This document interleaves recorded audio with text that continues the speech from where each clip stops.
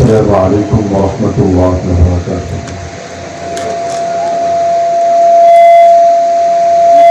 الحمد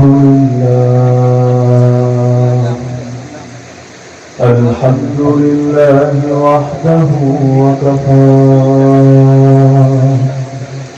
وسلام على عباده الذين اصطفى أما بعد فأعوذ بالله من الشيطان الرجيم بسم الله الرحمن الرحيم فالذين آمنوا به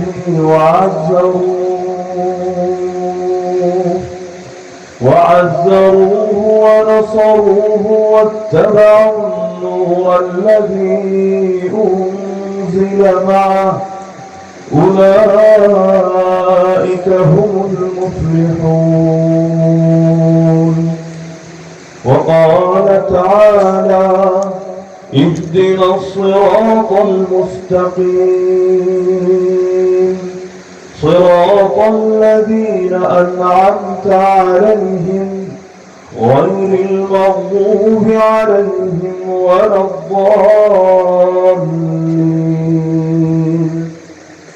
وقال النبي صلى الله تعالى عليه وسلم لي 5 أسماء أنا محمد وأحمد وأنا الماحي الذي يمحو الله بي الكفر وأنا الحاشر الذي يحشر الناس على قدمي وأنا العاقب. آمنت بالله صدق الله العلي العظيم وبلغنا رسوله النبي الكريم.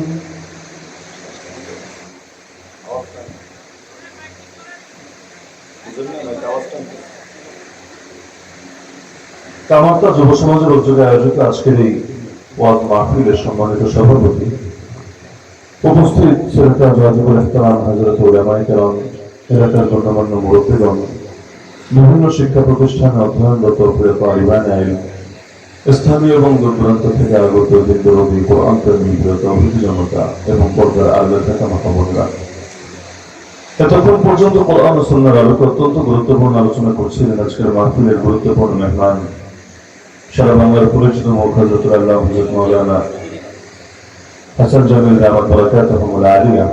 আল্লাহ তাআলা হযরতের ইলমে, আমলে, হায়াতে, পরিবারে সবকিছুতে বরকত দান করুন। আমাদের সবাইকে তার উত্তম পরামর্শ ও দিক নির্দেশনাগুলোকে আমলে পরিণত করার তৌফিক দান করুন। আল্লাহ রাসূল সাল্লাল্লাহু আলাইহি ওয়াসাল্লামের নামে আল্লাহ তাআলা রেখে দিলেন মুহাম্মদ। যদিও আমার নবীর আরো অনেক নাম আছে, এমনকি যে হাদিস আমি খুতবার মধ্যে পড়েছি সেই বুখারীর হাদিস, এই হাদিসে আছে আল্লাহ রাসূল বলেন আমার বিশেষ 5টা নাম আছে। নাম তো অনেক, কিন্তু এই হাদিসের মধ্যে 5টা নামের কথা নবীজি বিশেষভাবে উল্লেখ করেছেন। 1 নম্বর নাম বললেন আনা মুহাম্মদ, আমি হলাম মুহাম্মদ। 2 নম্বর বললেন ওয়া আহমদ, দ্বিতীয় নাম হলো আহমদ। 3 নম্বর নাম বললেন ওয়া আনাল মাহি আল্লাযী ইয়ামহুল্লাহু বিল কুফর, আমার আরেকটা নাম হলো মাহি। মাহি মানে যিনি মুছে দেন, নিশ্চিহ্ন করে দেন। নবী বলেন আমার এই নামের কারণ হলো আল্লাহ আমার মাধ্যমে কুফরকে, শিরককে, জাহেলিয়াতকে, ভণ্ডামিকে নিশ্চিহ্ন করে দেন, মুছে দেন। 4 নম্বর নাম বললেন ওয়া আনাল হাশির, আমি একত্রকারী। একত্রকারী কিভাবে? আল্লাযী ইহশারুন নাস আলা কদমি, কারণ কিয়ামতের দিন সমস্ত মানুষকে আমার কদমের সামনে তাদেরকে একত্রিত করা হবে। আর 5 নম্বর নাম ওয়া আনাল আকিব, আমি হলাম আকিব। আকিব কাকে বলে নবী নিজেই ব্যাখ্যা দিয়েছেন, অর্থাৎ আল্লাযী লা নাবিয়্যা বাদি, যিনি সবার শেষে আসেন, যার পরে আর কোন নবী আসবে না। যিনি এসেছেন সবার পরে, তারপরে আর কেউ নবী আসবে না। তারপরে নবী তো আসবে না, তবে নবীর দাবি আবার অনেকে করবে। আল্লাহ রাসূল বলেন কিয়ামত হবে না যতদিন না অন্তত এমন কিছু দাজ্জালের আবির্ভাব ঘটে যাদের সংখ্যা 30 হবে, যারা প্রত্যেকে নিজেকে নবী দাবি করবে, অথচ আমি সর্বশেষ নবী, আমার পরে আর কোন নবী নাই। তো এই যে নবীজির সবগুলো নামের মধ্যে 1 নম্বর নাম আমরা জানি, যেটা আমরা কালেমার মধ্যে পড়ি মুহাম্মদ। এই মুহাম্মদ মানেই হলো মানে ইজতামাআত ফীহিল খিসালুল মাহমুদাতু কুল্লুহা, প্রশংসা করার উপযুক্ত যত গুণ আছে সবগুলো গুণ যার একার ভেতরে থাকে তাকেই মুহাম্মদ বলে। আমরা আমাদের নামের আগে অনেকে মোহাম্মদ লিখি, মোহাম্মদ লাগাই, এটা এই কারণে না যে এই অর্থ আমাদের মধ্যে বিদ্যমান আছে, বরং এটা সিরফ এবং সিরফ এই কারণে আমার নবীর মহাব্বতের একটা নমুনা হিসাবে, একটা প্রকাশ হিসাবে। না হলে এই নামের যে দাবি এটা কোশ্চিনকালে আমাদের মধ্যে পাওয়া যাওয়ার কল্পনাও করা যায় না। তার পূর্বে এই নামে কারো নামকরণ করা হয় নাই, যদিও আরবি ভাষার শব্দ, ওরা আরবিতে বহু আগ থেকে কথা বলতো। এমন না নবীর জামানায় নবীর দাওয়াত পেয়ে নতুন করে আরবি শিখেছে, আগে ওরা ইংলিশে কথা বলতো, ফার্সিতে কথা বলতো, চাইনিজে কথা বলতো, এমন না। ওদের মুখের ভাষা আরবি ছিল। আর মোহাম্মদ এটা অন্য ভাষার শব্দ না, আরবি ভাষারই শব্দ। কিন্তু এত সুন্দর একটা শব্দ, এত সুন্দর একটা নাম, এটা দিয়ে যে সন্তানের নামকরণ করা যায় এটা কারো মাথায় আসে না। কারণ কার মাথায় কখন কি আসবে না আসবে এটা নিয়ন্ত্রণ করেন কে? আল্লাহ। এই যে আজকের দুনিয়ায় যত প্রযুক্তি, যত আবিষ্কার, যত কিছু আমরা দেখতে পাচ্ছি, এগুলোর কৃতিত্ব কি যারা শুধু আবিষ্কার করেছে তাদের, নাকি আসল কৃতিত্ব আল্লাহ রাব্বুল আলামিনের? এজন্য কোরআন শুরু করি আয়াত দিয়ে, আলহামদুলিল্লাহি রাব্বিল আলামিন, সমস্ত প্রশংসা আল্লাহ, সমস্ত প্রশংসা, ভাগাভাগি নাই যে 50% আল্লাহ, 50% বান্দার, 80% আল্লাহ, 20% বান্দার, না, সমস্ত প্রশংসা আল্লাহ। যে আল্লাহর এক নম্বর পরিচয় হলো রাব্বিল আলামিন, तमाम জাহানের রব যিনি, तमाम জাহানের পরিচালক তিনি, নিয়ন্ত্রণ তিনি, মালিক তিনি, আল্লাহু লা ইলাহা ইল্লাহু আল হাইয়ুল কাইয়ুম। কাইয়ুম বলে তারে, সবকিছু নিয়ন্ত্রণ আছে যার হাতে। এজন্য কোনো মানুষকে কাইয়ুম বলি না আমরা, মানুষকে আব্দুল কাইয়ুম বলা যায়। কাইয়ুমের গোলাম, কাইয়ুমের বান্দা, কাইয়ুম একজনই, তিনি কে? আল্লাহ। তো আল্লাহ সবকিছু যেহেতু নিয়ন্ত্রণ করেন, অতীতে ওদের মাথায় আসে নাই যে এইরকম সুন্দর একটা নাম রাখা যায়। কেন? এই নামটাও আল্লাহ তাআলা ইনটেক রেখে দিয়েছেন মুহাম্মদুর রাসূলুল্লাহ সাল্লাল্লাহু আলাইহি ওয়াসাল্লামের জন্য। আর আল্লাহ তাকে প্রশংসা করার উপযুক্ত সব গুণ এমন ভাবে দিয়ে দিয়েছিলেন, জাহিরি কোনো গুণেরও কমতি নাই, বাতিনি কোনো গুণেরও কমতি নাই। জাহিরি গুণ মানে যেগুলো দেখা যায়, যেমন দেখবেন দুনিয়াতে একজন মানুষ অনেক সুন্দর কিন্তু দেখা যায় সাইজে একটু খাটো, অনেক ভালো মেধাবী কিন্তু হাতের লেখাটা একটু পচা। এক একজনের এক এক লাইনে দুর্বলতা, কিন্তু আল্লাহ রাসূল সাল্লাল্লাহু আলাইহি ওয়াসাল্লামের জাহিরি যত গুণ ছিল, তার মাথার চুল বলেন, তার কপাল বলেন, তার গাল বলেন, তার দাঁত বলেন, তার হাসা বলেন, তার কাঁটা বলেন, তার হাঁটা বলেন, তার বসা বলেন, প্রতিটা জিনিস এতটা পারফেক্ট ছিল, যার চাইতে অধিক পারফেক্ট কখনো হতেই পারে না। এমনকি এর চাইতে অধিক সুন্দর আসমানের চাঁদ হতে পারে না। জাবের রাদিয়াল্লাহু আনহু একদিন পূর্ণিমার রাতে আসলেন নবীজির কাছে, নবীজি ঘরের বাইরে বসা, তিনি বলেন, এসে একবার তাকালাম নবীর দিকে, তাকিয়ে আবার সঙ্গে সঙ্গে তাকালাম আসমানের চাঁদের দিকে, আবার তাকালাম নবীজির চেহারা মোবারকের দিকে, আবার তাকালাম আসমানের চাঁদের দিকে। এভাবে বারবার শুধু তাকাচ্ছিলাম আর তাকাচ্ছিলাম। আমি কনফিউজ হয়ে গেলাম প্রথমে, আরে চাঁদ তুমি বেশি সুন্দর না আমার নবী বেশি সুন্দর? এরপর তিনি বলেন, আমার দিলে সাক্ষ্য দিল, আরে না চাঁদ, আমার নবীর সৌন্দর্যের সামনে তুমি কিছুই না, আমার নবী তোমার চাইতেও বেশি সুন্দর।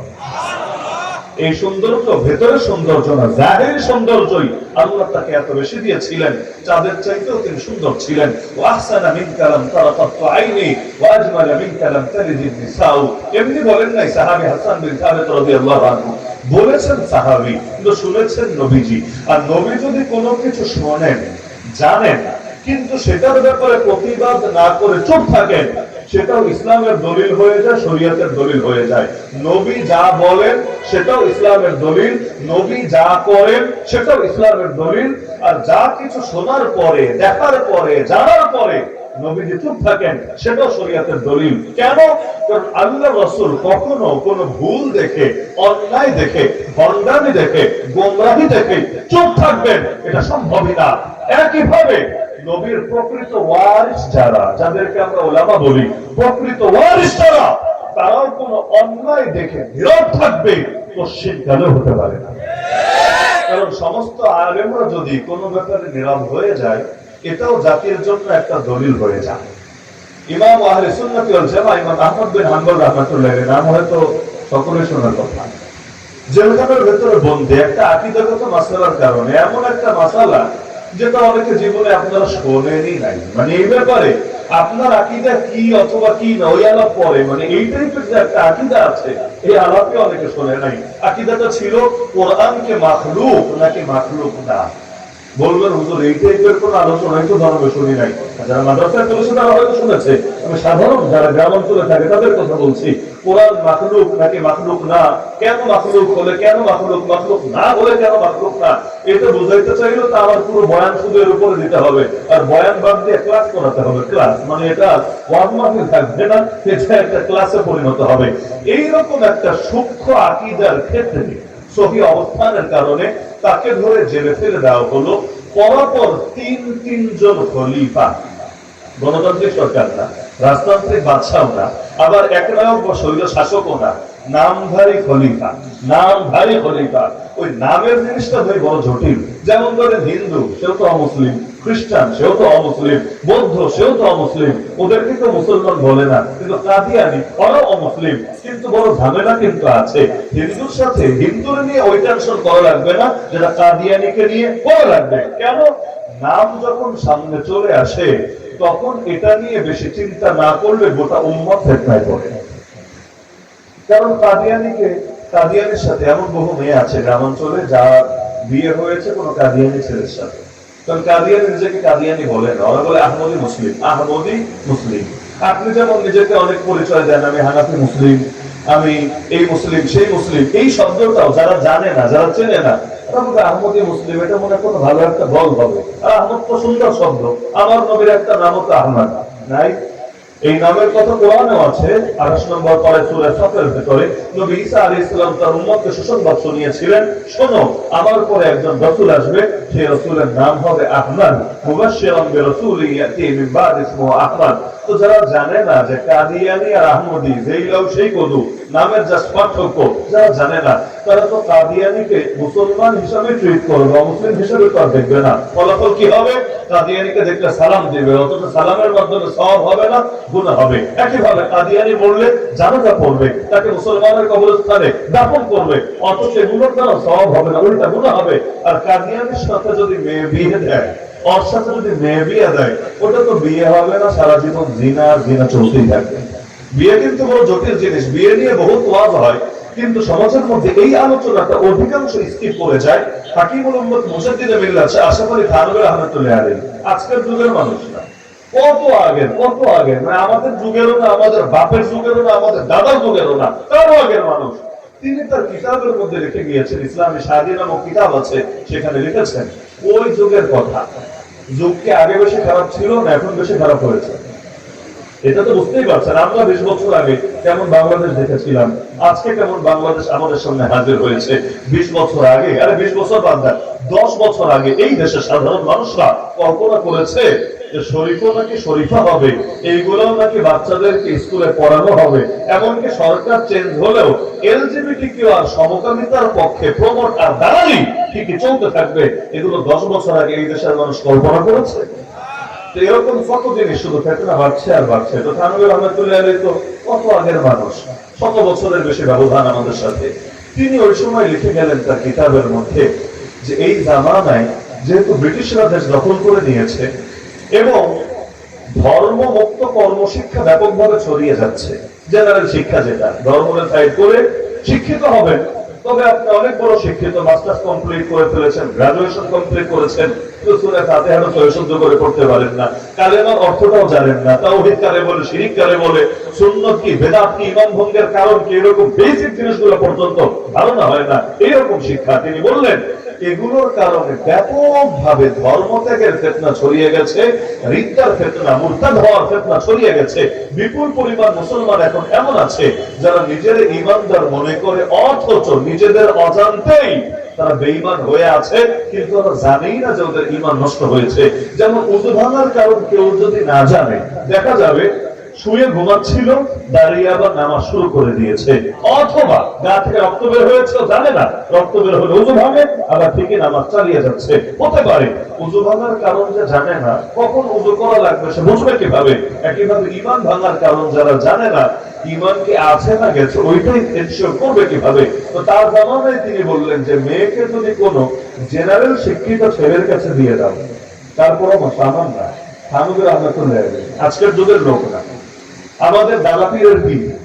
তিনি লিখে গেলেন যে মেয়েকে যদি কোনো জেনারেল শিক্ষায় শিক্ষিত ছেলের কাছে দিয়ে দাও, কোন একজন যোগ্য বিজ্ঞ প্রাজ্ঞ আলেমের মাধ্যমে তার ঈমানটা একটু যাচাই করে দিন।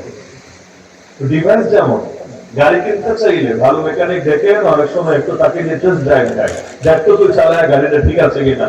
কম্পিউটার কিনতে গেলে, ডিভাইস কিনতে গেলে মানুষ এই বিষয়ে যারা অভিজ্ঞ অনেক সময় তাদের দ্বারা চেক করিয়ে নেয়। তিনি বললেন যে মেয়েকে বিয়ে দিলেও চেক করায় নিও কোন আলেমের মাধ্যমে ছেলেটা অন্তত ঈমানদার আছে কিনা। কারণ আমল না থাকলে, আমল হয়তো আমল আল্লাহ মাফও করে দিতে পারে, যদি এমন আমলে দুর্বলতা ছিল আল্লাহ মাফও করে দিতে পারে, লেকিন ঈমানহীন যদি হয় এই অবস্থায় তো বিয়ে দিলেও বিয়ে হবে না। যতদিন সংসার করবে, বাচ্চা কাচ্চা পয়দা হবে, এগুলো জিনা আর হারামজাদা ছাড়া ভিন্ন কিছু হবে না।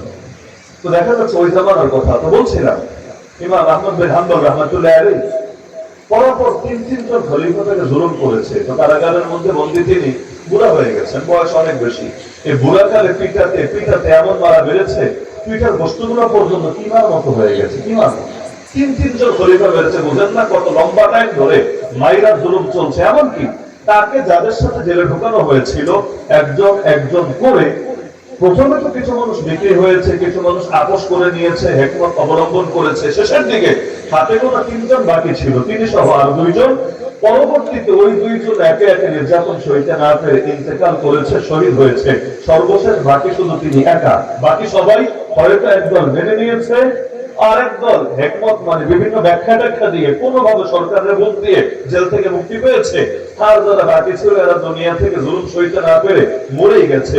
এমন একটা টাইমে মানুষের মনোবল কতটা দুর্বল হতে পারে আপনি চিন্তা করেন। স্বাভাবিকভাবে আমিও যদি হালতে থাকি হয়তো আমার মানসিক অবস্থায় স্বাভাবিক থাকার কথা না, কিন্তু এই সময়ে গিয়ে একদিন তার এক শাগরেদ তাকে বলছে যে হযরত, সবাই তো একভাবে বেঁচে গেল, আপনি একা এত জুলুম সহ কি আছে? এই বুড়া কালে আপনি একটু কি কোরবানি করা যায় না? কারণ আল্লাহ তো মাফ করে দিবেন। জান বাঁচানোর জন্য কুফরি কথা বললেও আল্লাহ পাপ দেন না। জান বাঁচানোর জন্য দিলে আকীদা ঠিক রেখে মুখ দিয়ে যদি কেউ কুফরি কথা বলে আল্লাহ মাফ করে দেন। ইল্লা মা কুফরিহা কলবুহু মুতমাইন্নুন বিল ঈমান। তা আপনার তো এখন জানে খতরার মধ্যে, কারণ যে হারে জুলুম চলেছে আর একে একে সবাই বলেছে, আপনিও কয়েকদিন বেঁচে থাকবেন আল্লাহ ভালো জানে। অথচ আপনি যদি বেঁচে থাকেন উম্মতের অনেক ফায়দা হবে। এই জেলে পড়ে থাকলে কি হবে? কিন্তু বাইরে থাকলে আপনার দ্বারা আকীদার লাইনে, তাফসীরের লাইনে, হাদিসের লাইনে, ফিকহর লাইনে, সব লাইনে উম্মত ব্যাপকভাবে উপকৃত হবে। সুতরাং আপনি একটু আপোষ করে নেন না, আল্লাহ তাআলা আপনার এই ওজরকে কবুল করে নেবেন। ভালো কথা বললো, দরদের ভিত্তিতেই বললো। তিনি বললেন, শোনো মারওয়াজি, আমি একটা কথা বলি তোমাকে, আমি তোমার প্রশ্নের জবাবটা দেব, তবে তার আগে তুমি একটা কাজ করে আসো। কাজটা হলো, তুমি জেল গেট থেকে একটা চক্কর মেরে বাইরে কি হচ্ছে এটা এসে আমাকে অবগত করো, এরপর আমি তোমার প্রশ্নের জবাব দিচ্ছি। তো তিনি কারাগারের ভেতর থেকে জেল গেটে আসলেন, এসে কি আছে বাইরে বা কি হচ্ছে উস্তাদ যে কেন দেখতে বললেন এটা চেক দেওয়ার জন্য আসলেন। যখন ফিরে গেলেন, যাওয়ার পর ইমাম আহমদ বিন হাম্বল রাহমাতুল্লাহ আলাইহি জিজ্ঞেস করলেন, কি ব্যাপার, কি দেখে আসলে বাইরে? বলল, হুজুর দেখেছি হাজার হাজার হাজার হাজার আলেম এবং তালিবুল ইলম দোয়াত কালি নিয়ে, কলম নিয়ে, ওই বাঁশের কলম যেগুলো দোয়াত কালি দিয়ে লেখে আর কাগজ নিয়ে বসে আছে। ইমাম আহমদ বিন হাম্বল রাহমাতুল্লাহি আলাইহি আকীদার এই মাসআলার ব্যাপারে বিচারের দিন সর্বশেষ কি রায় দেয়, মানে বারবার তাদেরকে খলিফার সামনে নিয়ে হাজির করে আজকেও তাকে খলিফার সামনে নেওয়ার কথা। ওই সময় শাগরেদ বলল যে আজকে অন্তত একটু আপনি এই কুফরি কথাটা মুখ দিয়ে বলেন, দিলের মধ্যে আকীদা ঠিক রাখেন। তো সবাই বসে আছে, ইমাম আহমদ বিন হাম্বল আকীদার ব্যাপারে কি মত প্রদান করে, আগের মতের উপরে আছে নাকি মত পরিবর্তন করেছে? ওই রাজনৈতিক দলেরা অথবা বড় বড় নেতারা মিটিং করলে সাংবাদিকরা এসে বসে থাকে না কেন? এই নিউজটা প্রচার করতে হবে, প্রিন্ট মিডিয়ায় দিতে হবে, ইলেকট্রনিক মিডিয়ায় দিতে হবে। এই একই রকম ওই জামানায় তো আরে সাংবাদিক আর সংবাদপত্র আর টিভি চ্যানেল এগুলো গড়ে ওঠে নাই। আর আমার তালিবুল ইলমরা বসে আছে, যাদের কারো বাড়ি ইরাকে, কারো বাড়ি শামে, কারো বাড়ি ফিলিস্তিনে, কারো বাড়ি মক্কায়, কারো বাড়ি মদিনায়। তো জামানার শ্রেষ্ঠ ইমাম এই ব্যাপারে কি মত দেন এটা তারা লিখবেন। লেখার পরে প্রত্যেকে নিজের এলাকায় যাবেন, গিয়ে যারা বয়ান করে তারা সাধারণ মানুষকে শোনাবে, যারা পড়ায় তারা ছাত্রদেরকে জানাবে। এভাবে ধীরে ধীরে এই মাসালার চর্চা মানুষের মধ্যে ছড়ায় যাবে। তিনি এবার বললেন, দেখো শাগরেদ, আমি যদি আপোষ করে নেই আমার জান বাঁচবে, কিন্তু আমার একার জানের বাঁচানোর কারণে গোটা উম্মতের ঈমান হুমকির মুখে পড়বে। কারণ আমি মত পরিবর্তন করে আমি কি ঈমানের বদলে কুফর গ্রহণ করে নেব, এর বদলে আমার জান বাঁচানো হয়তো আল্লাহ আমারে মাফ করে দিল। কিন্তু এই যে এতগুলো মানুষ গোমরাহ হলো এবং যাদের কাছে পরবর্তীতে হয়তো আমি আর আমার ভিন্ন মত পৌঁছতে পারবো না, কারণ কার সাথে দেখা হবে কার সাথে হবে না এবং কে পরবর্তীতে সংশোধন হবে কে হবে না এগুলো জানাবোটা কিভাবে? এতগুলো মানুষের পাপের দায়, গোমরাহির দায় কিয়ামতের দিন আমি নিজের কাঁধে নেব কিভাবে? সুতরাং আদর্শের জন্য প্রয়োজনে জান দিব, কিন্তু জাতির গোমরাহ হওয়ার কারণ আমি হতে পারবো না। আল্লাহ আমর বানিয়ে দিয়েছেন, তার ইখলাসকে কবুল করে নিয়েছেন। এজন্য আরবিতে একটা প্রবাদ আছে, জাল্লাতুল আলিমি জাল্লাতুল আলামি। আলেমের পদস্খলন গোটা জাতির পদস্খলন। আলেমের যদি পা পিছলে যায় গোটা জাতি তার সঙ্গে বিভ্রান্ত হয়ে যায়। সাধারণ মানুষদের জন্য হয়তো অনেক সময় আপোষ করাটা সহজ হয়ে যায়, নেতৃস্থানীয় যারা থাকে তাদের জন্য জান দিয়ে দেওয়াটাও এর চাইতে বড় সহজ থাকে। কেন? কারণ তারা যদি এক চুল সরে জাতি 10 চুল না 10 মাইলও সরে যেতে পারে। সুতরাং তাদের আদর্শের উপর সর্বোচ্চ কোরবানি দেওয়া লাগে। তো বলছিলাম আল্লাহ রাসূল সাল্লাল্লাহু আলাইহি ওয়াসাল্লাম কি কোনো কিছু ভুল হলে এটার ব্যাপারে চুপ থাকতে পারে?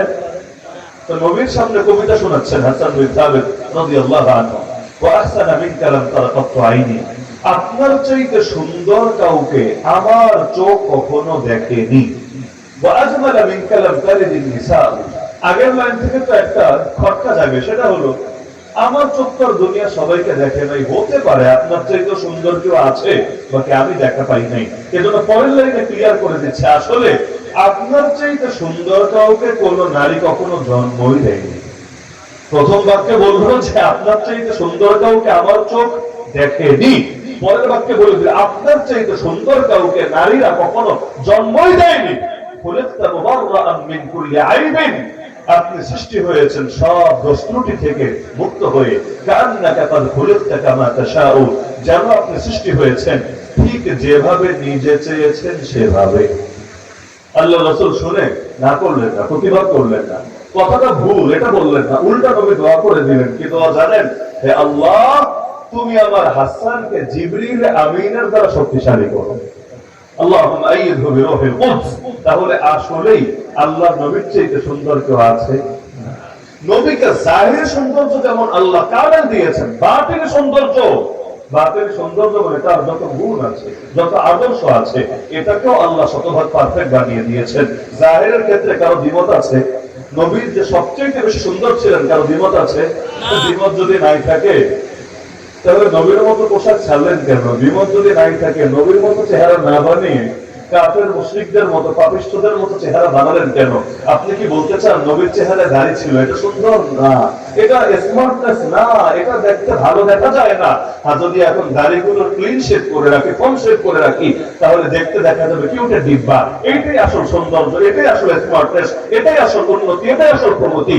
এগুলো যদি কেউ ভাবে আরে মুসলমান হয়েও হীনমন্যতার মধ্যে আছে, কারণ একদিকে বলবেন নিজেকে মুসলমান আর আরেকদিকে আপনি নিজের খেয়াল খুশিকে নবীর আদর্শের সামনে নত করে দিতে পারবেন না। কিসের মুসলমান আপনি? নবীজি বলেন সে তোমাদের মধ্যে ওই ব্যক্তি ঈমানদার হতে পারে না যে ব্যক্তির খেয়াল খুশি আমার আদর্শের সামনে সমর্পিত হয় না। লা ইউমিনু আহাদুকুম হাত্তা ইয়াকুনা হাওয়াহু তাবা'আন লিমা জিতু বিহি। তো সবাই যেহেতু মেনে নিয়েছেন নবীর জাহিরি সৌন্দর্য সবচাইতে বেশি, তাহলে আমাদের চেহারাও হওয়া উচিত নবীর মতো, আমাদের পোশাক হওয়া উচিত কার মতো? আমাদের হাঁটা, আমাদের কথা বলা, আমাদের হাসা, আমাদের কাঁদা, আমাদের সবকিছু হওয়া উচিত কার মতো?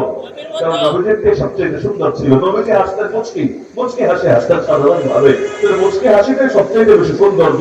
ওই সবসময় হে হে হে হে করতে থাকা এটা কোনো সৌন্দর্য না, বরং এগুলোর দ্বারা ধীরে ধীরে অন্তর ভরে যায় এবং বহু ধরনের ক্ষতি মানুষের মধ্যে ছড়িয়ে যায়। তো জাহিরি সৌন্দর্য যেহেতু নবীর সবচাইতে বেশি, জাহিরি লাইনও যতটুকু সম্ভব নবীর অনুসরণ করব, আর বাতিনি সৌন্দর্য যেহেতু সবচাইতে বেশি সুতরাং বাতিনি লাইনও নবীর অনুসরণ করব। মজার বিষয় হলো এই জামানায় নবীর আদর্শ একটা, লোকে বলল আর একটা। বহুত মানুষ দেখবেন নবীরটা গ্রহণ না করে অন্যটা গ্রহণ করে নিয়েছে। যেমন নবীর রাজনৈতিক ব্যবস্থার নাম হলো খেলাফত। শব্দটা শুনলে যদি অনেকে কষ্ট পাবে, কষ্ট পাবেন কেন? এগুলো এমন ভাবে শব্দগুলোকে পচানো হয়েছে। ওই যে হাসান হাফেজ বয়ান করছিলেন না, জিহাদ শব্দ শুনলেই অনেকের ঝামেলা হয়, নামাজ মানতে রাজি, জিহাদ মানতে রাজি না। কিভাবে বহুত মানুষ এমন আছে যে ব্যক্তিগত আমল মানতে রাজি, কিন্তু ইসলামের একটা বিধান যে খেলাফত, এটা মানতে রাজি না। আল্লাহ মাফ করুক। নবীর রাজনৈতিক পদ্ধতির নাম কি? খেলাফত মানে হলো প্রতিনিধিত্ব। প্রতিনিধিত্ব কার প্রতিনিধিত্ব? আল্লাহ। জমিনের মধ্যে নবীরা হন সরাসরি আল্লাহর প্রতিনিধি, আর নবীর পরে যারা এসে নবীর আদর্শ অনুসারে দেশ চালায় তাদেরকে বলা হয় নবীর প্রতিনিধি। এজন্য আবু বকর রাদিয়াল্লাহু আনহু এসে এক লোক বলল, ইয়া খলিফাতুল্লাহ আনতা খলিফাতুল্লাহ, তাকে বলল যে আপনি আল্লাহর খলিফা। তিনি বললেন, লা বাল আনা খলিফাতু রাসূলিল্লাহ। আরে পাগল, আমি ডাইরেক্ট আল্লাহর খলিফা না, আমি আল্লাহর রাসূলের খলিফা। আল্লাহর খলিফা ডাইরেক্ট নবীরা, কারণ আল্লাহ ওহীর মাধ্যমে তাদেরকে গাইড করেন। কিন্তু নবীর পরে কারো কাছে ওহী আসবে না, আল্লাহ ডাইরেক্ট কাউকে গাইড করবে না, বরং নবীদের ভায়া হয়ে আল্লাহ তাদেরকে চূড়ান্ত গন্তব্যে পৌঁছাবেন। তাহলে এখন খেলাফত বলতে আমরা কি বুঝি? খেলাফত বলতে এটাই বুঝি, নবীজি যেভাবে রাজনীতি করেছেন, দেশ পরিচালনা করেছেন, সেভাবেই রাজনীতি করা, দেশ পরিচালনা করা। এটাকে ইসলামের ভাষায় কি বলে? আর কি বলে? খেলাফত। আপনি এখন জাতিকে জিজ্ঞাসা করেন, ভাই বলো তো, গণতন্ত্র উত্তম না খেলাফত উত্তম? সমাজতন্ত্র উত্তম না খেলাফত উত্তম? রাজতন্ত্র উত্তম না খেলাফত উত্তম? অধিকাংশ মানুষ দেখবেন একটু চিন্তায় পড়ে গেছে, অন্তত বলবো হুজুর গণতন্ত্রই তো মনে হয় উত্তম খেলাফতের চাইতে। এগুলো বলে না কেন? কারণ তার সামনে ওই নমুনাগুলো আছে। সে ভেবেছে ইউরোপ আমেরিকা উন্নত হয়েছে গণতন্ত্র মেনে, আমরা যদি খেলাফত মানি আমরা কি উন্নত হতে পারবো এই আধুনিক যুগে এসে? অথচ সেও বলে নবীর আদর্শ নাকি সবচাইতে ভালো, নবীর ভেতরের প্রতিটা গুণ নাকি সবচাইতে পারফেক্ট। তো নবীর আদর্শ যদি সবচাইতে ভালো হয়, তাহলে কেউ যদি নবীরটারে ছোট মনে করে অন্যটারে বড় মনে করে, ঈমান ঠিক থাকবে? আরে ঈমান ঠিক থাকবে? এজন্য ঈমান ভঙ্গের একটা কারণ হলো নবীর আনিত কোন আদর্শ থেকে মুখ ফিরিয়ে নেওয়া এবং ভিন্ন কোন আদর্শকে নবীর আদর্শের চাইতে উত্তম মনে করা। যেমন ধরেন ইবলিস। ইবলিস কিন্তু বেশি খারাপ কিছু করে নাই। ইবলিস জীবনে দুর্নীতি করে নাই, নৈশভোট করে নাই, চুরি ডাকাতি করে নাই, ধর্ষণ করে নাই, খুন করে নাই, জুলুম করে নাই, এগুলো কিছু করে নাই। ইবলিস খালি একটা কাজ করেছে, জীবনে একদিন একটা মাত্র সেজদা দিতে অস্বীকৃতি জানিয়েছে। তাও এটা বলে নাই যে আমি সেজদা দিতেই রাজি না, সেজদা আল্লাহ আপনাকে দিব, এটা আমার সমস্যা নাই, কিন্তু আদম আলাইহিস সালামের সামনে যে আমার ছোট হতে বলছেন এইটা খালি আমি পারবো না। মানে মূল সেজদাকে অস্বীকার করে নাই, এটা বলে নাই যে সেজদাই আমি অস্বীকার করলাম, খালি বললো একদিন এই বিশেষ পদ্ধতির যে সেজদা আপনি বললেন আল্লাহ আমি এটারে শুধু অস্বীকার করলাম। এতটুকুই তো কথা। আল্লাহ জানিয়ে দিলেন, ইবলিস শোন, তুই কাফের হয়ে গেছিস, শুধু তাই না কিয়ামত পর্যন্ত তোর উপরে আমার লানত থাকবে, শুধু তাই না তুইও জাহান্নামে যাবি, আর তোর যত অনুসারী আছে ওরা সবাই জাহান্নামে যাবে। এইটাই আমার ফয়সালা। এই ফয়সালা হাসরের ময়দানে করা লাগবে না, এখনই করে দিলাম, লাআন্না জাহান্নামা মিনকা মিম্মান তাবিআকা মিনহুম আজমাইন। এতগুলো শাস্তি আসলো তার কাঁধে। অপরাধ কি? অপরাধ খালি একটা, আল্লাহর একদিনের একটা মাত্র বিধান মানতে অস্বীকার করেছে। আবা ওয়াস্তাকবারা ওয়া কানা মিনাল কাফিরিন। আল্লাহ বলেন কোরআনের মধ্যে, সে অস্বীকার করলো, অহংকার দেখালো, এবং এর মাধ্যমে সে কাফেরদের অন্তর্ভুক্ত হয়ে গেল। তো কাফের হতে চাইলে ইসলামের সব অস্বীকার করা লাগে নাকি যে কোনো একটা অস্বীকার করলেও চলে? কথা বুঝেন, ইসলামের সব অস্বীকার করা লাগে নাকি একটা অস্বীকার করলে চলে? মরার জন্য কিন্তু সব যাওয়া লাগে না, যে চোখগুলো বের হয়ে আসবে, কানগুলো নাই হয়ে যাবে, হাত উড়ে উড়ে আসমানে চলে যাবে, পেটের ভেতর থেকে নারী বুড়ি বের হবে, সব একেবারে সিদ্ধাতুল মুনতাহার উদ্দেশ্যে সফর শুরু করবে, কিছু লাগবে না, সব ঠিক থাকবে। খালি ভেতর থেকে প্রাণ বায়ুটা বের হবে, আপনি আর জিন্দা নাই, আপনি মুর্দায় পরিণত হয়ে গেছেন। ইসলাম গ্রহণ করতে সব মানা লাগে, কিন্তু ইসলাম থেকে বের হতে সব অস্বীকার করা লাগে না, যে কোনো একটা অস্বীকার করলেও চলে। যেমন ধরেন একজন নারী, ধরেন 5 ওয়াক্তের পাক্কা নামাজি, সব ঠিক আছে, তাহলে ওই যে আমাদের হাতে ধরলে আলোচনা করছিলেন না, ইসলামের উত্তরাধিকারের বিধানটা খালি মানে না, এটারে তার কাছে বৈষম্য লাগে, বৈষম্য আছে না এমন নারী? অথবা এইটাও মানে, কিন্তু ইসলাম যে পুরুষকে শর্ত সাপেক্ষে একাধিক বিয়ের অনুমোদন দিয়েছে, এটা তার কাছে বৈষম্য লাগে। কেন? পুরুষ চারটা করতে বললে নারী পিছনে থাকবে কেন? নারীরা চারটা করবে, বলে না? এটা কথা বলে না? এক শ্রেণীর নারীবাদীরা বলে যে করলে সবাই করবে আর না করলে কেউ করবে না, হয়তো পুরুষ এক বিয়া করবে, না হলে নারীরাও নাকি 4 বিয়া করার সুযোগ দিতে হবে। আজিব ফাইজলামি, আজিব কথা। এমনকি পর্দার কথা যদি আপনি বলেন, তুমি হিজাব করবা, মেকআপ করবা, নিজের সৌন্দর্য আলো করবা, তখন বলবে তাহলে তোমরা কেন পর্দা করো না? আল্লাহ তাআলা তোমাদেরকে কেন পর্দা করতে দিলেন না? ইসলামের বিধান তুলে ধরলে অনেকে বাকি দেখা যায় সব মানতে রাজি, হজেও যায়, ওমরাও যায়, কিন্তু এই এক লাইনে চুলকা নেই। তাহলে কি ঈমান আছে না গেছে? যেমন ধরেন স্বাধীনতার কত বছর হয়ে গেল, বাংলাদেশের সংবিধান এখনো লেখা, যে সংবিধান এখনো বাতিল হয় নাই, আগামী দিনে হয়তো হবে, এখনো বাতিল হয় নাই, সংবিধানে লেখা আছে সকল ক্ষমতার মালিক, কি লেখা আছে জানেন না? জনগণ। সকল ক্ষমতার মালিক জনগণ। হ্যাঁ, এটা ক্লিয়ার করে যে এই ক্ষমতা মানে জনগণ সূর্য উঠায়, জনগণ চাঁদ উঠায়, জনগণ আসমান জমিন বানায়, এইটা না। এইটা ওরাও মিন করে নাই, ওরাও বোঝায় নাই। তবে যেইটা বুঝিয়েছে, অর্থাৎ এই দেশের মধ্যে কি চলবে কি চলবে না, কোনটা নৈতিক কোনটা অনৈতিক, কোনটা লিগ্যাল কোনটা ইলিগ্যাল, কোনটা বৈধ কোনটা অবৈধ, এগুলো নাকি জনগণই ঠিক করার অথরিটি, তারাই ঠিক করতে পারবে স্বাধীনভাবে। যেমন আমি উদাহরণ দিই, বেশ্যাখানা আল্লাহ এটাকে হালাল করেছে না হারাম করেছে? কারো কোনো ইখতিলাফ আছে? ইখতিলাফের সুযোগই তো নাই। আপনি যেই মাযহাবের হন, যেই মাসলাকের হন, যেই ঘরানার হন, যেই সার্কেলের হন, আপনাকে মানতেই হবে বেশ্যাখানা মানে হারাম। এটাকে ইসলামাইজেশন করার, এটাকে হালাল বানানোর কোন ধরনের কোন সুযোগ ইসলামের মধ্যে নাই। তাহলে বেশ্যাখানা যদি হারাম হয়, আর বাংলাদেশে তো বেশ্যাখানা আছে, লাইসেন্স নিয়েই চলে, তাহলে বাংলাদেশের মধ্যে এগুলোকে হালাল করলো কে? আইনি ভাবে হালাল করলো কে? বৈধ করলো কে? ইসলাম তো বৈধ করে নাই, ইসলাম তো এগুলোকে অবৈধ করেছে। যারা যাবে বেশ্যাখানায় গিয়ে আকাজ করবে আর যারা সেখানে সার্ভিস দিবে, ইসলাম তো উভয়ের ব্যাপারে কঠোরতার বিধান দিয়েছে। মাথায় রাখবেন, ইসলাম খালি ধর্ষণের বিরুদ্ধে না, ইসলাম ধর্ষণের বিরুদ্ধে, জিনারও বিরুদ্ধে। আজকালকার সরকারগুলো ধর্ষণের বিরুদ্ধে বলে, আবার জিনাকে নিজেরাই প্রমোট করে, কোটি কোটি টাকা খরচ করে। এই যে সংস্কৃতি সংস্কৃতি সারাদিন যে সংস্কৃতি সংস্কৃতি করে, ওরা কোন সংস্কৃতির দালালি করে? নবীর সংস্কৃতির তো দালালি করে না, ওরা তো আল্লাহর সংস্কৃতির পক্ষে কোনো কাজ করে না, বরং তো সেই নষ্টামের সংস্কৃতি, ভ্রষ্টামের সংস্কৃতি, অশ্লীলতার সংস্কৃতি, এগুলোর পক্ষে যে প্রচারণা চালায়। এই যে জিনাকে কিভাবে প্রমোট দেয়, নাটকেও জিনার উস্কানি, সিনেমাও জিনার উস্কানি, গল্প উপন্যাস কবিতা সাহিত্য যা বলবেন, এমনকি একটা বিজ্ঞাপন দিল তাতেও প্রেমের উস্কানি। কোন প্রেম? হারাম প্রেম। হালাল প্রেম তো আছে, মানে বিয়ের পরের যে প্রেম, এটা না, কাছে আসার গল্প শোনাবে, আরো কত কত ভাবে নারী পুরুষের মধ্যে এই যে এক আজীব রসলীলার পথ তারা খুলে দিচ্ছে। অথচ ইসলাম কি শুধু ধর্ষণকে অনুৎসাহিত করেছে, জিনারে অনুৎসাহিত করেছে? জিনার দরজা খোলা থাকলে ধর্ষণ হবেই হবে, কোন ইসলাম। ধর্ষণ মানে কি?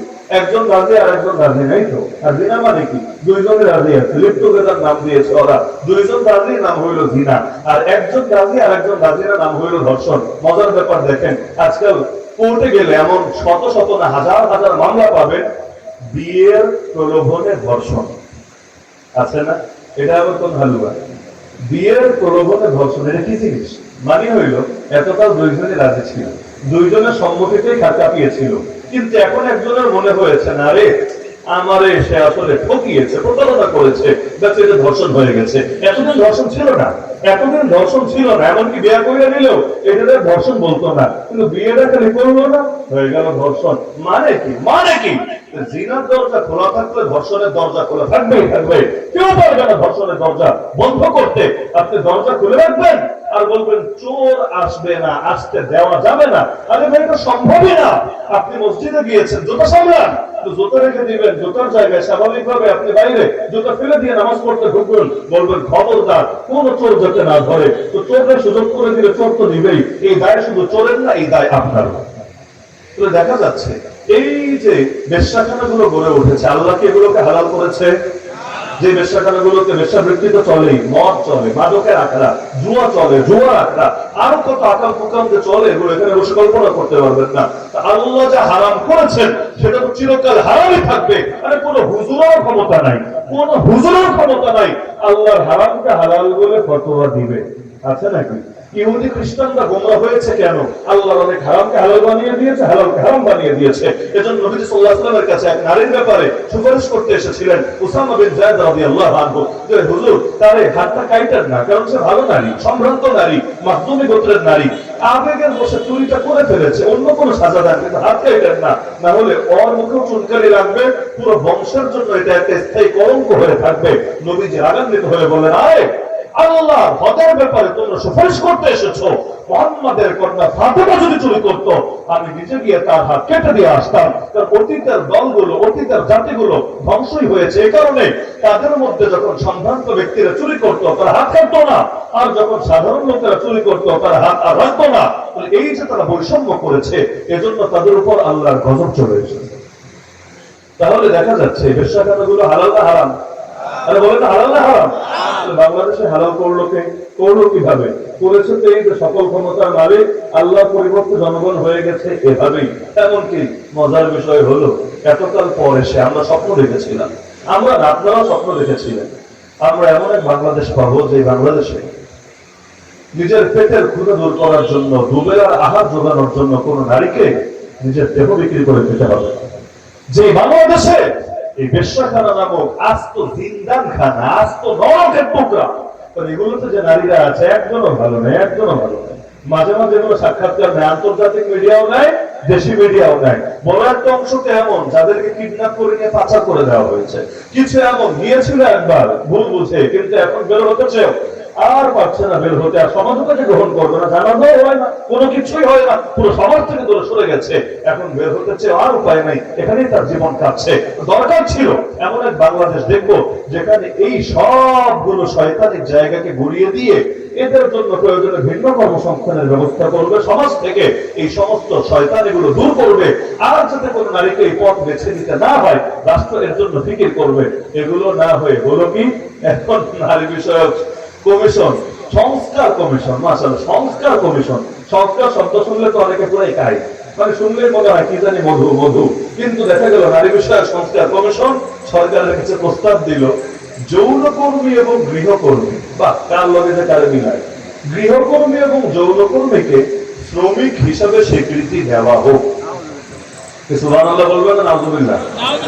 তাহলে শ্রমিক হিসাবে কি জন্য বলতে চায় মাথায় ধরে না, যদি বলতো ব্যবসায়ী হিসাবে স্বীকৃতি দেওয়া হোক তা অন্তত মাথায় একটু ধরতো যে ব্যবসায়ী হিসাবে স্বীকৃতি দিচ্ছে।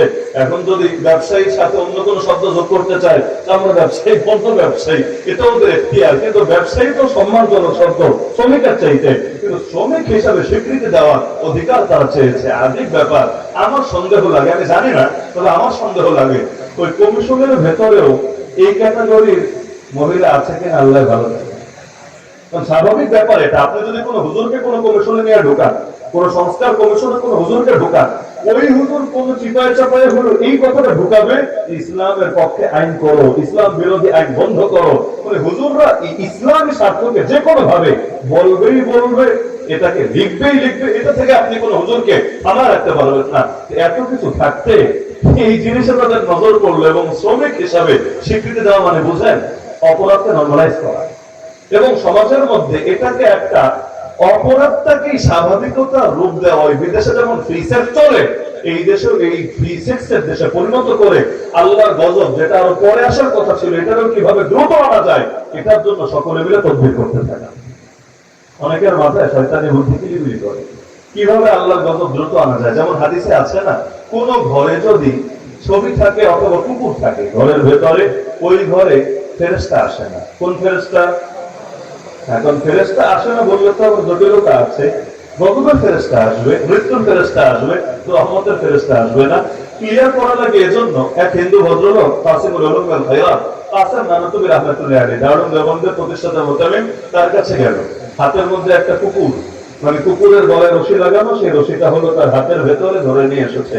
এসে বলল, হুজুর আপনাদের নবী নাকি একটা হাদিসে বলেছে যে যেই ঘরে কুত্তা থাকে আর ছবি থাকে ওই ঘরে ফেরেশতা আসে না। তা আমার ঘরে তো ছবি, ভাস্কর্য, মূর্তি সবই আছে, সব আইটেমই আছে, আর বাইরে গেলেও কুত্তা সঙ্গে সঙ্গে নিয়ে যায়। এই দেখেন এখনো আমার সাথে কুত্তা আছে। কেন জানেন? আজরাইলও তো একটা ফেরেশতা, তো না পারবে আজরাইল আমার ঘরে ঢুকতে, না পারবে বাইরে আমার কাছে আসতে, অ্যাক্সেসই তো নাই, ভিসাই তো পাবে না আজরাইল, কারণ এখানে তো রেস্ট্রিকশন দেওয়া আছে, এই জায়গায় ফেরেশতা আসতে পারবে না। তো সুতরাং আমি মরবো না, আমি চির অমর হয়ে থাকবো। আর যদি তারপরও মরি বোঝা যাবে আপনাদের ইসলামে ভুল আছে, আর যদি চিরকাল বাঁচি লাভে লাভ, আমার তো পুরোটাই প্রফিট হচ্ছে, আমার লস বলতে এখানে কিছু নাই। তাসর নানতুবি রহমাতুল্লাহ আলাইহি আর কাউন্টার দিলেন, ও যুক্তি দিয়েছে, তিনি যুক্তি দিয়ে বোঝায় দিলেন। তিনি বলেন, আচ্ছা বলো তো, তোমাদের এলাকায় কি কুত্তা কখনো মরে না? কুত্তা তো মরে, কিভাবে মরে? কিভাবে মরে বলতে কেউ না কেউ তো দান অবশ্যই কবজ করে। তিনি বললেন, জবাব সিম্পল, কুত্তার জান কবজের জন্য যারা নিয়োজিত তারা এসে তোমার জানটাও কবজ করে নিয়ে যাবে। ভালো মানুষের জান কবজের দায়িত্বে যারা ফেরেশতারা নিয়োজিত তারা তোমার ধারে কাছে আসবে না, কারণ তাদের আসার পথ বন্ধ। তো সুতরাং কুত্তার দায়িত্বে নিয়োজিত যারা আছে তাদেরকে রিসিভ করার জন্য তুমি মানসিকভাবে প্রস্তুত থাকবে। সহজ বিষয়। এখন দেখা গেল যে ঘরের মধ্যে ছবি থাকলে ঘরে ফেরেশতা আসে না।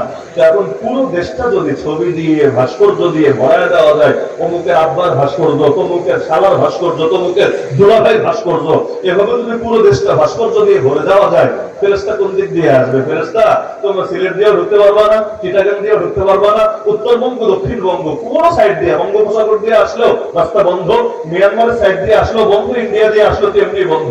কোন দিক থেকে তোমাদেরকে ঢুকতে দিব না। হ্যাঁ, রহমতেরটা আসবে না, গজবেরটা আসবে। গজব কিভাবে তাড়াতাড়ি আনা যায় এর জন্য অনেকের ভেতরে চুলকাতে থাকে। এখন দেখা যাচ্ছে সকল ক্ষমতার মালিক জনগণ এই বাক্য যতদিন পর্যন্ত সংবিধানে থাকবে, যতই বুজুর্গি দেখাক, সংসদ অধিবেশন কোরআন তেলাওয়াত দিয়ে শুরু করুক, আরো যত প্রয়োজনে হুজুর ডাইকা ডাইকা দোয়া করুক, মোনাজাত করুক, কিন্তু এই দেশের মধ্যে আল্লাহর গজব আসার পথ চিরকাল খোলাই থাকে। সকল ক্ষমতার মালিক মানতে হবে কাকে? সর্বযুগে নবীদের সাথে বাতিলদের মূল দ্বন্দ্বই ছিল সার্বভৌমত্বের প্রশ্নে। জাহেলিয়াতের মূল কনসেপ্টই এটা। যেমন নমরুদ, ফেরাউন, আবু জাহাল, তারা কি হক চেনে নাই? কেউ যদি বলে তারা হক চেনে নাই, তুই ভাই ইতিহাসে জানিস না। তারা হক আমার আপনার চাইতো ভালো চিনেছে, আমার আপনার চাইতো। আরে আমি তো নবীরে দেখিই নাই, আমি তো নবীর কথা সরাসরি নিজের কানে শুনিই নাই। কিন্তু আবু জাহাল, আবু লাহাব ওই জন্মের পর থেকে নবীকে নিজের চোখের সামনে রেখে এসেছে। আল্লাহ নবী সত্য বলে না মিথ্যা বলে এটা ওদের চাইতে কে ভালো জানে? ওরা সব জেনেছে, সব বুঝেছে, মানে নাই কেন? কারণ নবীকে যদি মানে, তাহলে নিজেদের এই গদি সর্বস্ব বন্দামি কিভাবে করবে? গদি থাকবে যতদিন, বড় বড় বোতল টানতে পারবে, বড় বড় ধান্দাবাজি করতে পারবে। নবীরা যদি মাইনা নেয়, তাহলে নবীকে ইমাম মানতে হবে। ইমাম মানে খালি মসজিদে যিনি নামাজ পড়ে তারা ইমাম বলে না, বরং ইমাম মানে নেতা। আল্লাহ রাসূল তিনি মসজিদেও ছিলেন নামাজের ইমাম, রাষ্ট্রের ভেতরেও ছিলেন রাষ্ট্রের সব নাগরিকের ইমাম। নাকি বিশ্বাস হয় না? আল্লাহ রাসূল খালি মসজিদের ইমাম ছিলেন?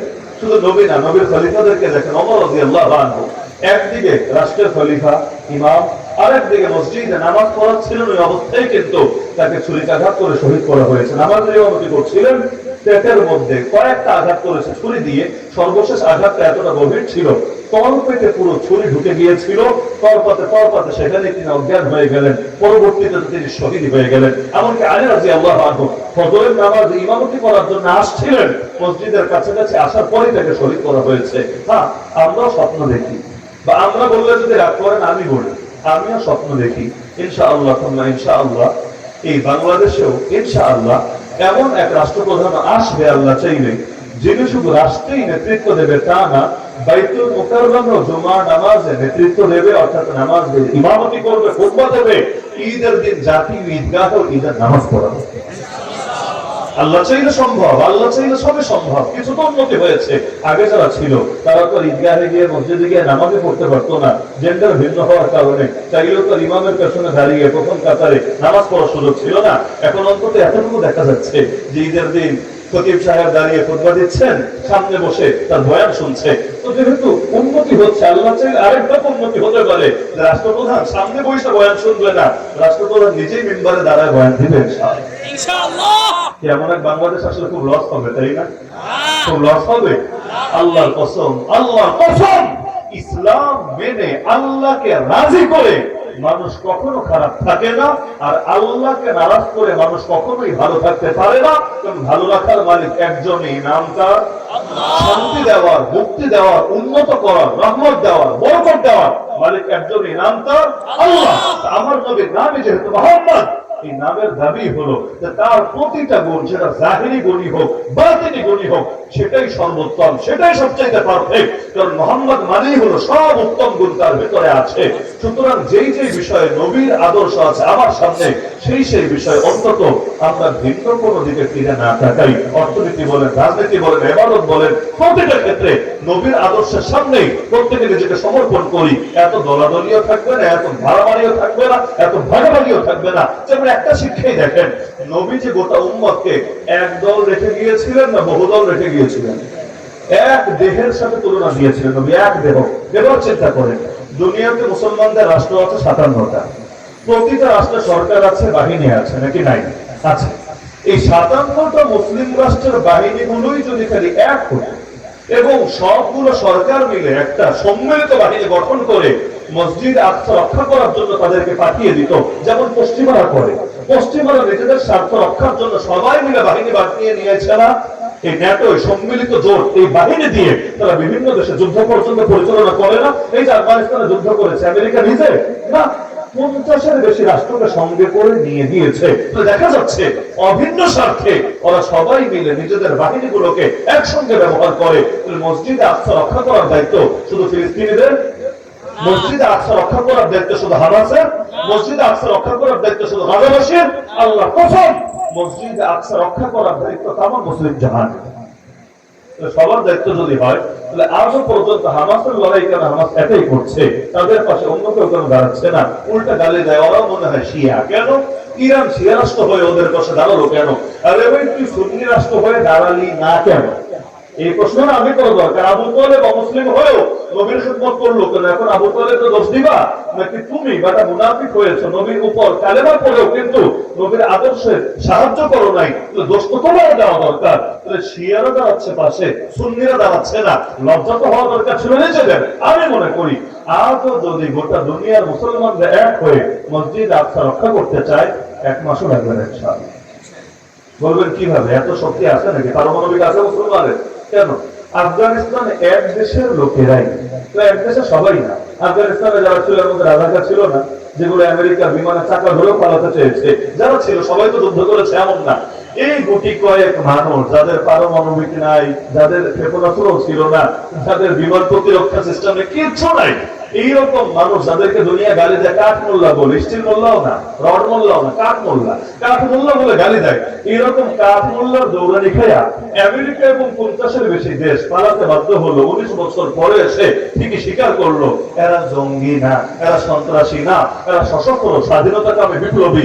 এমন মায়ের দিয়েছে, মায়ের উপর সত্য নাই, একেবারে জঙ্গি নামই ভুলে গেছে, বিপ্লবী হিসাবে স্বীকৃতি দিয়েছে। এক দেশের এই গুটি কয়েক মুসলমান, আর আফগানিস্তানের সব মুসলমান মিলে আছে বাংলাদেশের অর্ধেকের কম। মুসলমান কিন্তু খুব বেশি না, খুব কম। আফগানিস্তান দেশটা বড় বাংলাদেশের চাইতে, নাগরিক কিন্তু বেশি না, জনগণ কিন্তু আমাদের অনেক বেশি। এক দেশের মুসলমানের মাইর খেয়ে যদি 50-এর বেশি রাষ্ট্রের অবস্থা হয়, তাহলে সারা দুনিয়ার 200 কোটি মুসলমান, 400 কোটি হাত, 400 কোটি পা নিয়ে যদি ময়দানের নামে, কি অবস্থা হবে আপনি একবার চিন্তা করেন। আমাদের সাথে কে আছে? যখন 313 ছিলাম তখন তো হারাতে পারে নাই, আর যখন 200 কোটি ছাড়িয়েছি, আমাদেরকে হারানোর মতো কোন বাপের বেটা জমিনে আছে? হাসবুনাল্লাহু ওয়া নি'মাল ওয়াকিল, নি'মাল মাওলা ওয়া নি'মান নাসির। কিন্তু নবীর আদর্শ ছেড়ে দিয়েছে, ইসলামের কমন বিষয় পর্যন্ত পাচ্ছেন একমত হতে। আরে দূরের আলাপ বাদ দেন, কাছেরটা দেখেন। আরাকান তো আমাদের কাছে, রোহিঙ্গারা তো আমাদের কাছে, বাবরি মসজিদ তো আমাদের কাছে, কাশ্মীর তো আমাদের কাছে, আসাম তো আমাদের কাছে। আরে ওইটাও বাদ দেন। 2021 সালে আমাদের 1400-এর বেশি আলেমকে নিয়ে যখন জেলখানায় ভরে রেখেছে, এটা তো আরো কাছে। যেই দেশে 14 কোটি প্রায় মুসলমান আছে, ওই দেশে 1400 আলেমকে কাউকে 1 বছর যেমন আমি, কাউকে 3 বছর যেমন মাওলানা মামুনুল হক হাফিজাহুল্লাহ, কাউকে 2-2.5 বছর যেমন মাঝখানে সবার নামে চলে আসবে। এই যে দীর্ঘকাল জেলে ফেলে রেখেছে, গোটা জাতি বসে বসে যদি ললিপপ না চুষত, আলেম ওলামার এত বছর জেলে পড়ে থাকা লাগতো? আপনি চিন্তা করেন না। আবু তালেব অমুসলিম হয়েও দুর্দিনে নবীর সঙ্গ ছাড়ে নাই, নবীরে জেলে বলেছে, সেও নিজেকে ইচ্ছা করে জেল কেটেছে। তারে কিন্তু ধরে নাই, ধরার কথাও না, কিন্তু ইচ্ছা করে কারাবরণ করে নিয়েছে। কেন? মুহাম্মদ কষ্টে থাকবে, আমি আরামে থাকবো, এটা হতে পারে না। এমনকি গোটা কুরাইশকে চ্যালেঞ্জ দিয়েছে, শোন কুরাইশ, আমি জীবিত থাকতে মুহাম্মাদের ধারে কাছেও করতে পারবি না, হাত্তা ওয়াসাদা ফি তুরাবি দাফিনা, তাকে মারতে হলে আগে আমাকে মাটিতে দাফন করতে হবে, আমার সেই কবরের উপর পড়ে দিয়ে যেতে হবে। আমি যতদিন আছি কিচ্ছু করতে পারবি না। একজন অমুসলিম নেতা হয়েও এভাবে চ্যালেঞ্জ ছুটতে পারে, তো যদি এই দেশে সবাই মিলে চ্যালেঞ্জ ছুটতো যে যতদিন পর্যন্ত আমরা আছি ইসলামের বিরুদ্ধে, ইসলামের ধারক বাহকদের বিরুদ্ধে কেউ কোনো কিছু করে গদিতে একদিন বসে থাকতে পারবে না। তাহলে দেখতেন 2024 পর্যন্ত ঠ্যাঙ্গানি খাওয়া লাগতো না। 2013 5ই মে সেই রাতের পরে 6ই মে রাত আসার আগে দেশ বিজয় হয়ে যেত। বিশ্বাস হয় না? ওই সময় হয়ে যেত। খালি যদি গোটা জাতি এক থাকতো। নবী তো এক রাখা শিক্ষা দিয়েছিলেন, কিন্তু এক আমরা হতে পারছি না। আল্লাহ মাফ করুন। তো এই যে নবীর আদর্শ, এর চেয়ে উত্তম কোন আদর্শ আছে? আমার মূল বার্তা এটাই। শেষ করবো শুধু সূরা ফাতিহার ওই যে 3টা আয়াত খুতবায় পড়েছে এটা শুনিয়ে। এই যে নবীর আদর্শ, এটা একটু সিরাতে মুস্তাকিম বলে নাকি? বলে না এটাকে? আজকাল আবার ধরেন অনেকে একটা সুন্দর শব্দ শিখেছে, মধ্যপন্থা। অনেকে বলে হুজুর আমি মধ্যপন্থী। মানে কি? মানে হুজুর আমি 100% খাঁটি মুসলমানও না, আবার 100% খাঁটি সেকুলারও না, আমি মাঝামাঝি, দুইটা নিয়ে চলছি। অনেক দল নিজেদের পরিচয় দেয়, আমরা মধ্যপন্থী রাজনৈতিক দল। মানে কি? আমরা ধর্মভিত্তিক রাজনীতিও করি না, আমরা আবার পুরা ওই কাফের মুশরিকদের নাস্তিক টাইপের রাজনীতিও করি না, মাঝামাঝি আমরা সব নিয়ে চলি। এই টাইপের একটা শব্দ আছে না সমাজে?